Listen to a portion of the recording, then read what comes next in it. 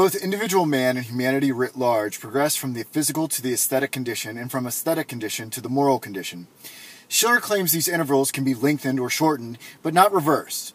Presumably, Schiller believes that we can fall away from the moral condition or recede back into animality from the aesthetic condition. So it's not a straight shot from animality to morality.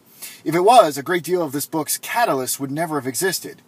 Schiller does concede here that a crude depiction of man as being just another brute amongst nature is an imagined scenario. The historical record does not show a particular time or people as being this externally determined. What we find is man in his chimerical state. Brute and reason often intermix. Art and beauty, on Schiller's view, aim to purify the opposing principles and create a free disposition that allows man to choose anew. If man is this chimera from the get-go, why doesn't he simply arise to rational ideas? Why can't he purify himself? Why must beauty be the agent? Schiller thinks that in his intermixed state, man applies his reason to aggrandize what his sensual instincts already covet. He is motivated by care and fear to preserve happiness on grand levels. However, happiness is rarely achieved given that reason is applied to objects rather than to his dignity. So whatever advantage nature has conferred upon man with intelligence actually makes him despair given the misapplication.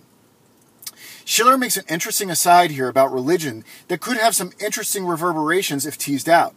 He says that man in his intermixed state does move slightly from brutishness to an idea of religion, but is not a religion of freedom where moral law is valid in and of itself, but rather law is valid because it comes from a powerful being that is to be feared. What an interesting insight into the evolution of religion within humanity. Perhaps Hegel would cherry-pick this idea for his own musings on the unfolding of religion within time. Schiller polishes off this chapter by clarifying that when material dominates form in man, we get either a non-rational animal, which doesn't exist presently or never really has, or a rational animal where alien reason has only hesitantly presented itself. Neither of these scenarios will do. The goal of man is to become a human being, which means the sensual and rational are purified from one another and yet complement one another. I take it that we are made human again in the aesthetic condition, or we are given the precondition for our humanity. We have to ask ourselves here, if the balance is achieved between our dual nature, why would anyone choose to debase themselves?